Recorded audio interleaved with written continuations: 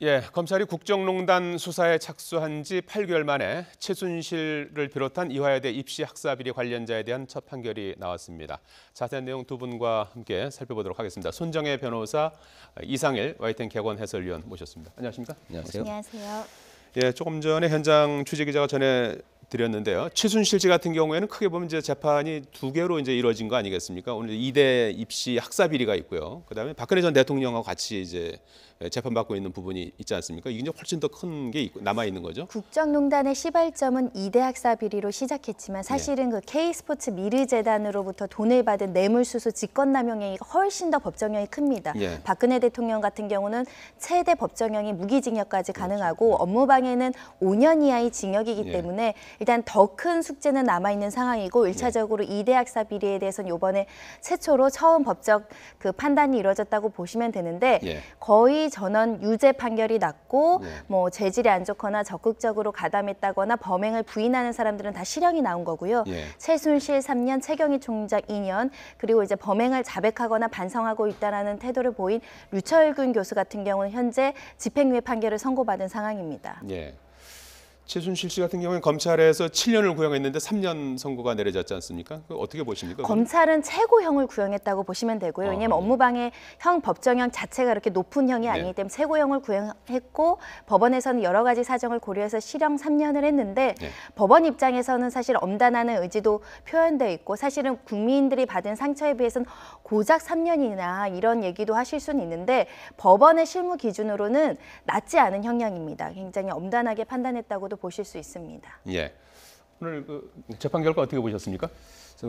지금 지적하신 것처럼 국민들이 보실 때는 예. 이제 워낙에 그 주목받았던 그 재판이기 때문에 뭐 3년 어떤 선고 내용이 불만족스러워서 보일 수 예. 있겠습니다만 지금 이제 그 다른 재판들이 진행되고 있고요. 그 이 업무방해 뭐 이제 입시 비리 이런 어떤 그 단일 사안만 놓고 본다면은 이 검찰과 특검에서 이제 그 구형을 할 때 이 교육 공정성을 침해한 중범죄다 그리고 교육농단 사건이다라고 하면서 법정 최고형을 넘는 어떤 선에서 그 구형을 했었는데 재판부도 그 부분에 대해서 아마 그 입시 비리를 통해서 또 학사 관리 비리 그 부정을 통해서 많은 학생들에게 상처를 주고 또 많은 국민들한테 어떤 그 위화감을 불러일으킨 이런 부분들을 중하게 지금 보고 아마 선고를 한 것이 아닌가 그렇게 봐야 되는 게 아닌가 생각이 됩니다. 예, 9명 모두 유죄가 난 거 아니겠습니까? 그렇습니다. 다 예. 유죄가 났고 다만 이제 구체적인 행위 가담 정도에 따라서 실형이 나오느냐, 실형도 1년이 나오느냐, 3년이 나오느냐 또는 집행유예가 나오느냐 좀 갈렸다라고 보시면 될 것 같고요. 이번 판결의 의미는 이 이대 학사 비리는 분명히 있었다. 비리가 있었다는 것을 최종적으로 이제 법원에서 최초 판단했다라고 보시면 되고 정유라 씨가 얘기하는 그러니까 그럼 이대 학사 비리는 있었고 이 수혜를 받은 사람은 정유라다.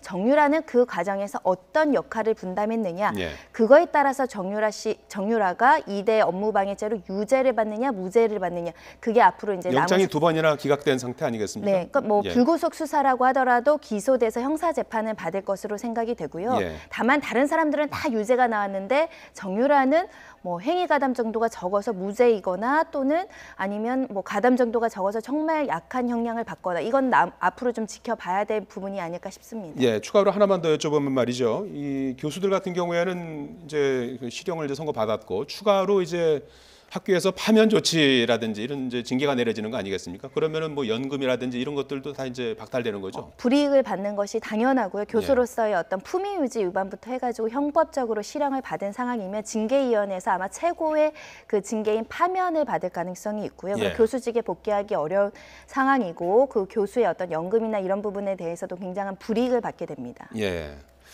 자, 이런 가운데 정유라가 압송되기 전에 최순실이 검찰에 진실규명 협조를 이제 하려다가 이제 안 했다는 거 아니겠습니까?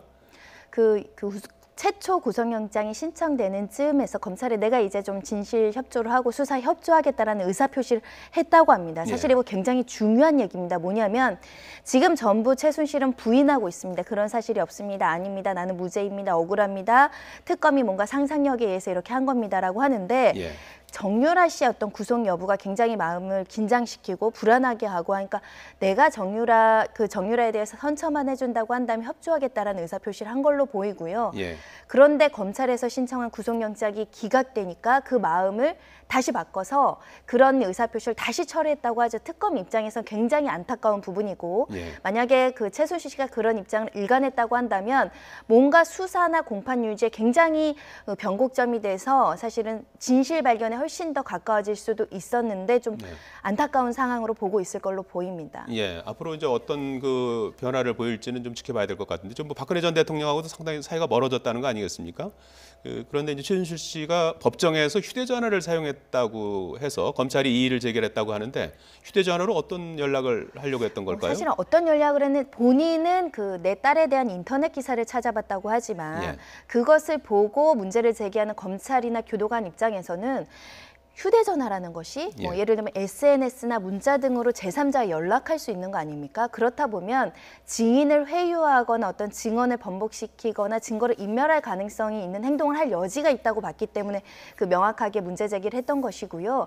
원래 형사재판에서는 그렇게 휴대전화를 피고인이 할 수도 없고 교도행정에서도 구속된 사람이 휴대전화를 마음대로 쓸 수가 없습니다. 굉장히 대범한 행동이고 예. 법원 입장에서는 끊임없이 증거인멸을 시도하거나 뭔가 규정을 위반하는 거 아니냐. 그렇기 때문에 엄중하게 경고를 한 겁니다. 예. 어제 박근혜 전 대통령하고 최태원 SK 회장하고 법정에서 처음으로 그 대면을 했습니다. 뇌물수수 그 재판과 관련해서 조우를 한 건데 박 전 대통령이 이전에는 뭐 졸기도 하고 뭐 이렇게 했었는데 어제는 뭐 직접 안경까지 쓰고 재판에 집중하는 모습을 보였다고 해요. 아무래도 이제 안가에서 독대했던 재벌 총수하고 직접 이제 법정에서 맞닥뜨렸기 때문에 그 증언 내용에 대해서 박 전 대통령이 이제 관심을 크게 보였다라고 보여지는데요. 예. 최태원 회장이 어제 상당히 이제 그 중요한 발언들을 진술들을 한 것으로 좀 알려져 있습니다. 예. 그래서 독대하던 상황에서 그 박 전 대통령이 안종범 수석을 불러서 전 수석을 불러서 그 SK의 그 재단 출연금 내역을 확인했다. 예. 그리고 거기에 대해서 감사 표시를 했다. 이런 얘기도 했었고요. 또 본인이 그런 대화 내용 속에서 이제 동생의 어떤 그 가석방 사면 문제에 대해서 완곡하게 어떤 그런 뭐 심정을 표현했던 이런 것들이 뭐냐면은 결과적으로 이제 그 박근혜 전 대통령과 재벌 총수들이 여러 분이 있었습니다만 그 독대 과정 속에서 특히 이제 K스포츠 재단, 미르 재단에 대한 출연금 문제와 또 기업의 현안, 개별적인 어떤 사안들 이런 것들이 일종의 뭐 공식적으로 이렇게 이걸 뭐 얼만큼을 돈을 내면 이걸 해주겠다 이런 식의 거래는 아니지만 적어도 그 독대 과정들이 이런 어떤 재단 출연의 문제를 상당히 중요하게 압력처럼 받아들일 수 있는 환경이 조성됐다는 이야기고 예. 또 그러면서 여러 가지 현안들에 대한 입장, 결국은 이제 일종의 완곡한 어떤 건의지 않습니까? 네. 대통령이라는 가장 큰 권력 가진 사람한테 나는 이런 부분이 고민이 있다. 뭐 동생의 사면 문제, 가석방 문제 고민스럽다. 이런 것들은 결국 이게 어떤 대가성의 문제를 좀 들여다볼 수 있는 그런 진술들을 한 것으로 보여지는데요.